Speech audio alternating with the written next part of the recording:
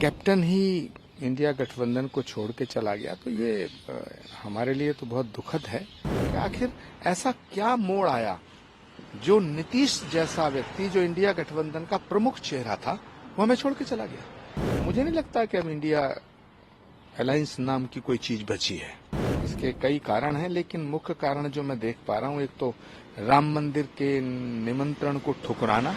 जो इंडिया गठबंधन को बनाने वाले लोग हैं और जिनके ऊपर जिम्मेदारी थी, ये उनकी असफलताओं का परिणाम है, ये उनके निकम्मेपन का परिणाम है। देखिए, नीतीश कुमार जी एक बहुत ही सुलझे हुए राजनेता हैं और बहुत वरिष्ठ हैं, और उनका इस तरह से इंडिया गठबंधन को छोड़ के जाना, क्योंकि इंडिया गठबंधन के एक प्रमुख चेहरे थे वो, या यूं कहिए उसके संस्थापक सदस्य जैसे होता है।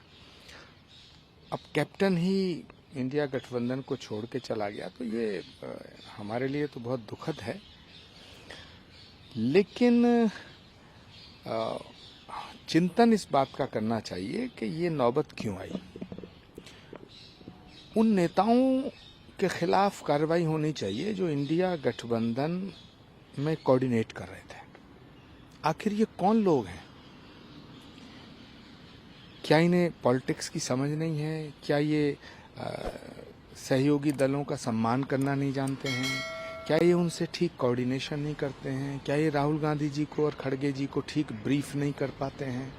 भाई, पंजाब में आम आदमी पार्टी ने हमें दिखा दिया, ममता जी ने बंगाल में दिखा दिया, अखिलेश जी ने भिक्षा स्वरूप जैसे भीख में देते हैं ना 11 सीट देने की बात, कांग्रेस पार्टी 11 सीटों पे लड़ेगी और समाजवादी 70 पे लड़ेगी। अब बिहार नीतीश कुमार जी ने पलटा ही मार दिया, पूरा तख्ता पलट कर दिया, पूरब से पश्चिम हो गए। तो मुझे लगता है कि ये इंडिया गठबंधन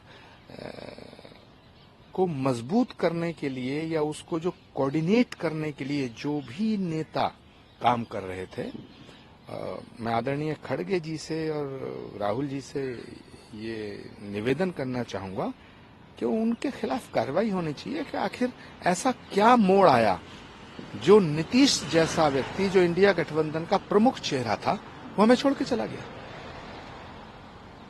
पर अब सवाल कहाँ रहा है, यानी कि आपका अलायंस टूट गया, खत्म हो चुका है इंडिया अलायंस? देखिए, ये सब जो हुआ है बड़ा अनफॉर्चुनेट है, और मुझे नहीं लगता कि अब इंडिया अलायंस नाम की कोई चीज बची है। और इसमें मुझे ये कहने में बिल्कुल गुरेज नहीं है कि इसके कहीं ना कहीं इसके कई कारण हैं, लेकिन मुख्य कारण जो मैं देख पा रहा हूं, एक तो राम मंदिर के निमंत्रण को ठुकराना और राहुल गांधी जी की यात्रा को पंचकों में शुरू करना। हिंदू शास्त्रों में जब पंचक लग जाते हैं, जब 14 तारीख को उन्होंने यात्रा शुरू की तो पंचक लग चुके थे, उसमें इतनी बड़ी लंबी यात्रा का शुभारंभ नहीं करना चाहिए। तो मुझे लगता है कि कोई दैवीय प्रकोप है, और होई है वही जो राम रचि राखा, को करी तरक बड़ा धूसा। आप ये कह रहे हैं कि या अशोक गहलोत हों, वो कहीं ना कहीं जिम्मेदार हैं, उनके वजह से जो है आज नीतीश कुमार चले गए, और भी जो राजनीतिक दल इंडिया अलायंस में वो भी छोड़ करके चले जाएंगे। देखिए, ममता जी समझ लो गई, केजरीवाल जी बहुत समझदार और बड़े नेता हैं, उन्होंने बड़े तरीके से भगवंत मान जी से कहलवा दिया कि हम पंजाब में एक भी सीट नहीं देंगे। अखिलेश जी ने 11, तो बचा कहाँ इंडिया अलायंस? और मुझे लगता है कि अभी और भी कई बड़े विकेट हैं जो गिरेंगे। मैं तो किसी कन्वर्सेशन का हिस्सा नहीं हूं, लेकिन जो हमारे शास्त्रों में एक कहावत है, प्रत्यक्षम किम प्रमाणम, प्रत्यक्ष को प्रमाण की आवश्यकता नहीं होती है। और राजनीति तो संभावनाओं का खेल है। दूरदर्शिता जिन नेताओं में नहीं है उन्हें शायद नहीं दिख रहा है, ये मुझे तो दिख रहा है।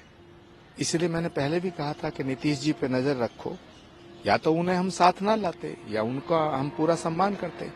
तो जैसा बयान और जैसी घटना मुझे देखने को मिल रही है, मुझे लगता है कि जो इंडिया गठबंधन को बनाने वाले लोग हैं और जिनके ऊपर जिम्मेदारी थी, ये उनकी असफलताओं का परिणाम है, ये उनके निकम्मेपन का परिणाम है। उत्तर प्रदेश से आते हैं, बहुत बारीक से देखते हैं, क्या बात बन पाएगी 11 सीटों पे?